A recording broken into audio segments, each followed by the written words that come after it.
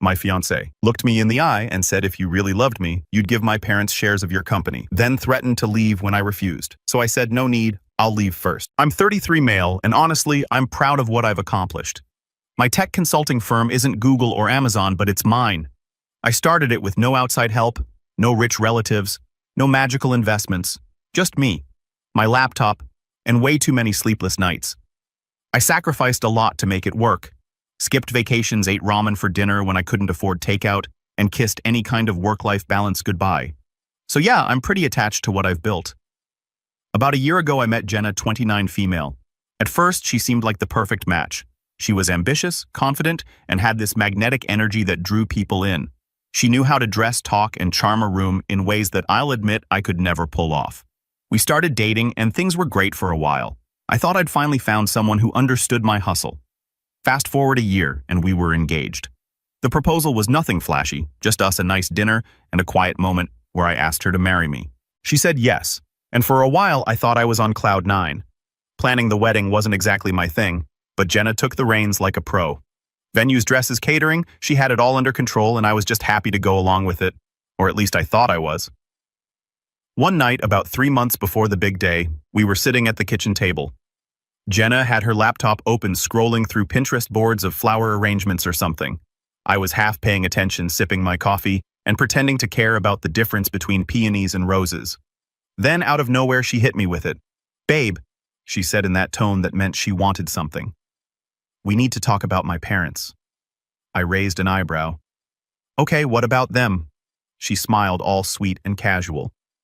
"Don't you think we should do something special to thank them for everything they've done for us?" I blinked.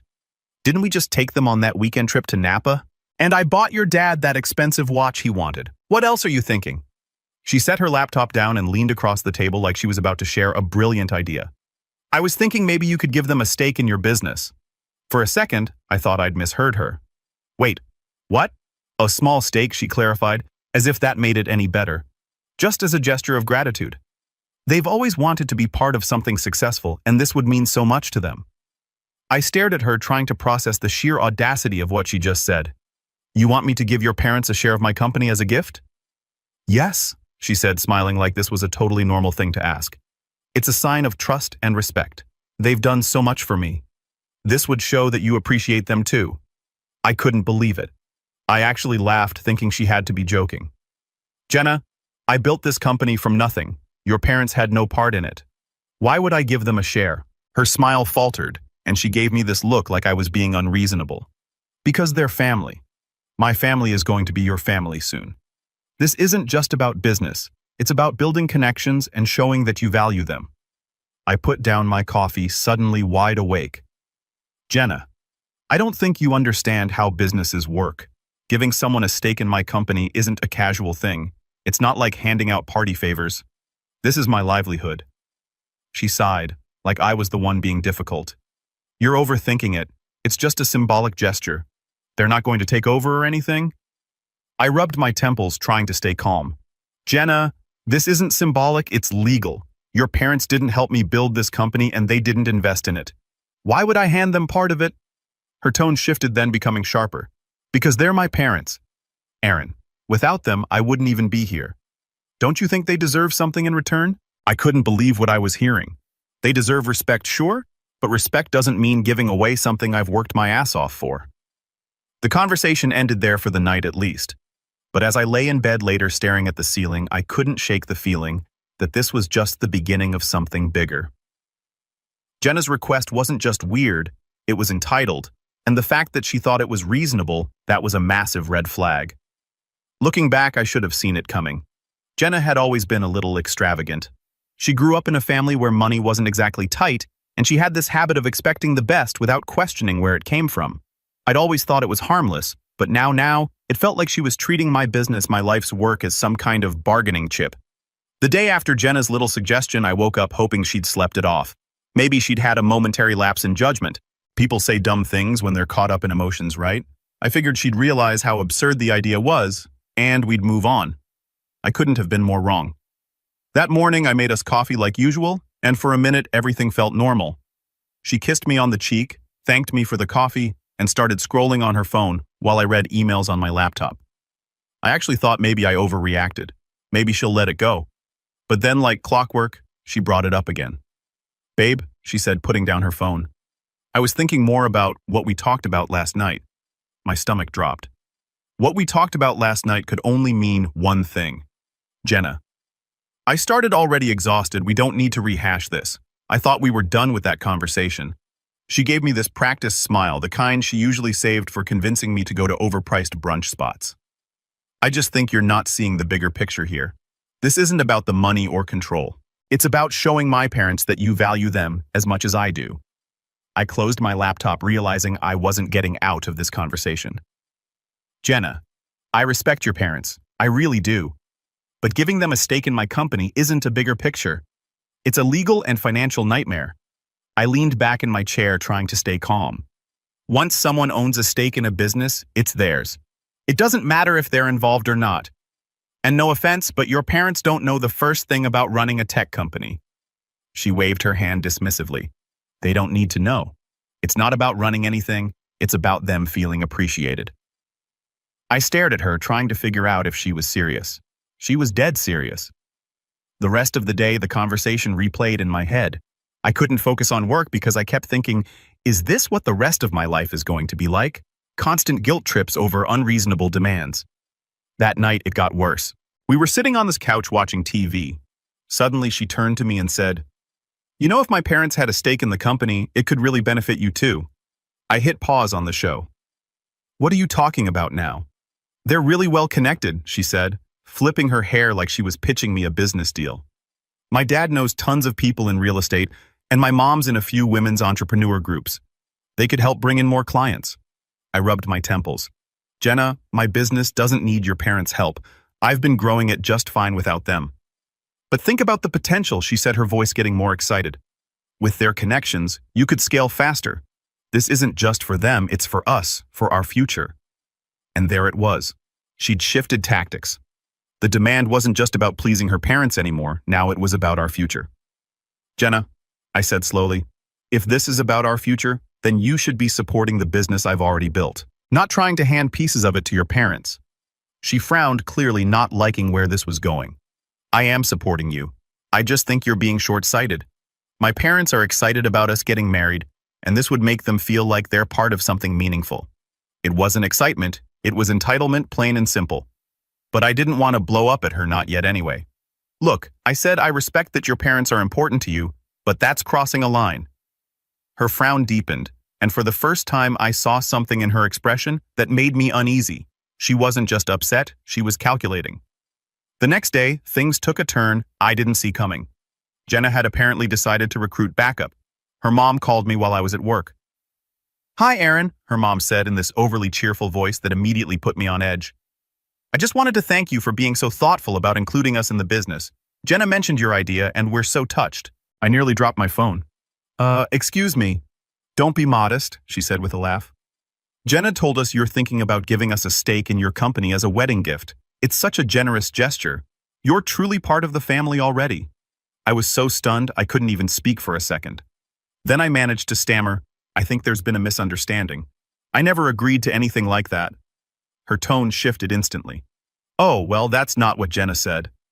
"Yeah, well, Jenna and I haven't exactly come to an agreement on this," I said firmly. "And frankly, I'm not comfortable with the idea." Her mom went silent for a moment, then said, "I see. Well, I hope you'll reconsider. This would mean a lot to us." I ended the call, my blood boiling. Jenna had gone behind my back and sold her parents on an idea I'd flat out refused. When I got home that night, I confronted her. "Why did your mom call me about the business?" Jenna didn't even look guilty. "I thought it would help if you understood how much this could mean to them. Sometimes people need a little encouragement." "A little encouragement," I snapped. "You made it sound like I'd already agreed to this." She crossed her arms, her tone turning defensive. "You're making a big deal out of nothing. I was just trying to get everyone on the same page." "The same page," I said, my voice rising. "Jenna, this isn't some group project. This is my business, my work, and you have no right to promise anything about it to anyone, especially not your parents." For the first time, I saw a flash of anger in her eyes. "If you can't do this one thing for me and my family, maybe you don't really care about us as much as you say you do." I stared at her, stunned. Was she seriously guilt-tripping me over this? "You know what, Jenna? I said finally. If this is how you're going to act, maybe we need to rethink a few things. I walked out of the room before she could respond, my mind racing. I didn't know where this was going, but one thing was clear. Jenna wasn't backing down, and neither was I. I thought Jenna's antics had reached their peak already, but I was wrong. That was just the warm-up act. What came next turned this whole situation from annoying to straight-up toxic. The next morning, I called my best friend Dave. If anyone could give me an honest take, it was him. When I explained the situation, he let out a long whistle. Dude, this is bad. Like, run for the hills bad. Yeah, no kidding, I muttered. Let me get this straight, he said. She's basically threatening to end things unless you hand over part of your business to her parents, pretty much, I said. And she doesn't see why that's insane. Nope. Dave let out a laugh, the kind that's more disbelief than humor. Man, I don't know what to tell you. This isn't normal like at all. If she's this entitled now, imagine what it'd be like when you're married. You sure you want to go through with this? That was the question, wasn't it? For the first time, I wasn't sure of the answer. That evening, Jenna hit me with the ultimatum. We were sitting in the living room barely speaking when she suddenly said, "So have you made your decision?" Decision about what I asked, even though I already knew. The shares, she said bluntly. Are you going to do it or not? I looked her dead in the eye. No, Jenna, I'm not. She leaned back, crossing her arms. Then maybe this relationship isn't going to work. For a moment, I just stared at her, trying to figure out if she was bluffing. But her expression told me she wasn't. Maybe it's not, I said finally. Her eyes widened like she hadn't expected me to call her bluff. You're seriously willing to throw everything away over this? I could ask you the same thing, I said. You're the one making unreasonable demands and threatening to walk away when you don't get your way. What kind of foundation is that for a marriage? She didn't answer. Instead, she stood up and walked out of the room. As I sat there in the silence, I realized something. This wasn't just a fight. This was a turning point, and no matter how it ended, things were never going to be the same. After Jenna's ultimatum, I spent the next day walking around in a fog. My mind was spinning. I couldn't concentrate on work, and I kept replaying our argument over and over again. I knew something had to change, but I wasn't sure what. Should I fight harder to make her understand? Try to compromise somehow? Or was this whole relationship doomed? Then I remembered my lawyer, Olivia. She wasn't just a legal expert, she was a friend who had been through some messy situations herself. If anyone could give me solid advice, it was her. I called Olivia and told her I needed to talk. She didn't even hesitate. Come by my office this afternoon, she said. We'll figure it out. When I walked into her office, Olivia greeted me with a grin and a coffee. All right, Aaron. What's got you so rattled? I sighed and sat down, spilling the whole story. I told her about Jenna's request, the guilt trips, the call from her mom, and finally the ultimatum. Olivia's grin faded as I spoke, replaced by a look of pure disbelief. When I finished, she leaned back in her chair, crossing her arms. Wow, that's a lot. Tell me about it, I muttered. Let me get this straight, she said. Your fiancée is demanding you give her parents a stake in your company as a wedding gift. Yep. And she threatened to end the engagement if you don't. I nodded. Olivia let out a low whistle. Aaron, this is a massive red flag, like wave it in the air and run the other way. I know, I said. But what am I supposed to do? I love her, but this feels like a line I can't cross. You're absolutely right, Olivia said firmly. You can't cross this line, not just for your sake, but for the future of your business. If you give away shares now, you're opening yourself up to a world of legal and financial complications. Like what I asked already, dreading the answer. For starters, if you transfer shares to her parents, those shares legally belong to them. If anything goes wrong, say they decide they want more involvement or they sell their stake to someone else, you lose control of that portion of your business. And if you and Jenna get married, it gets even messier. Those shares could be considered marital property, which means they'd be up for grabs in a divorce. I felt a cold knot forming in my stomach. So you're saying this could screw me over in more ways than one? Exactly, Olivia said. And let's be real here. If Jenna is making these kinds of demands now, what's to stop her from making even bigger ones down the road? I sat there staring at my coffee. Olivia was right. This wasn't just a one-time issue. It was a glimpse into a future I didn't want any part of. What do I do? I asked finally. Olivia leaned forward, her expression serious. You need to protect yourself first. Make sure your business is legally untouchable. Update your operating agreement to specify that no shares can be transferred without your explicit consent. And if you haven't already, separate your personal finances from your business accounts. Keep everything clean and untangled. Done, I said. I've always kept my business finances separate. Good, Olivia said. Now about Jenna. You need to be crystal clear with her. No more maybe or we'll see. Tell her flat out that this isn't happening and that it's not up for discussion. If she can't accept that she trailed off, but I knew what she was implying. Yeah, I said quietly. I might have to end it. Olivia nodded, her expression sympathetic. I know it's not easy, Aaron, but you need to think about what's best for you in the long run. A healthy relationship doesn't involve ultimatums and manipulation. That night I went home feeling more resolved than I had in days. Olivia's words echoed in my head. A healthy relationship doesn't involve ultimatums. Jenna was sitting on the couch when I walked in, scrolling through her phone like nothing had happened. I set my bag down and stood in front of her. We need to talk, I said. She looked up, her expression guarded. About what? About the business, about your parents, about this whole situation. Jenna sighed dramatically, like she was already tired of the conversation. Aaron, we've been over this. I don't know why you're making such a scene out of it. Because it is a big deal, I said. And I need you to understand that this isn't going to happen. I'm not giving your parents a stake in my company, and that's final. Her eyes narrowed. So, that's it. You've made up your mind, and I just have to accept it. Yes, I said firmly. You do. Because this isn't about love or family or respect. This is about you and your parents trying to take something that doesn't belong to you. Jenna stood up, her face flushing with anger. How dare you? My parents have done nothing but support us, and this is how you repay them. By being selfish and greedy. Selfish and greedy, I repeated, my voice rising. Jenna, I've gone out of my way to make your parents feel included, but giving them a piece of my business that's not inclusion, it's entitlement. She crossed her arms, glaring at me. Fine. If you're so determined to be selfish, maybe we shouldn't be getting married. The words hung in the air like a challenge, but I didn't take the bait.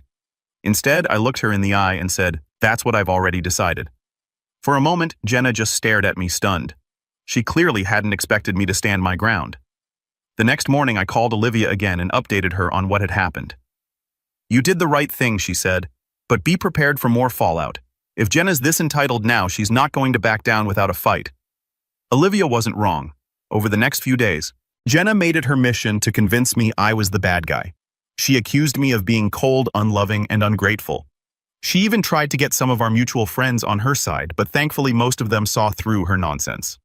By the end of the week, I knew one thing for sure. This relationship wasn't salvageable. Jenna had shown me who she really was, and I couldn't unsee it. By the time Jenna and I sat down to talk again, I was done playing nice. I'd gone through every emotion, confusion, frustration, disappointment, and I'd finally hit my breaking point. She thought I'd cave. She thought her guilt trips, manipulation, and threats would wear me down. But she underestimated one thing. I'm not the kind of guy who gives in to ultimatums. The evening started calmly enough. Jenna had been unusually quiet all day, which honestly made me suspicious. Normally, she'd be texting me non-stop, sending me links to overpriced wedding decor or ranting about some minor inconvenience. But that day, radio silence. I figured she was gearing up for round 2 of Let's Make Aaron Give Up His Company.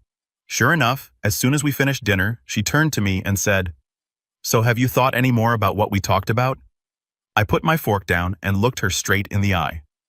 Jenna, I don't need to think about it anymore. I've made my decision. The answer is no, it's not happening. Jenna crossed her arms, her expression hardening. You're acting like I asked for the entire company.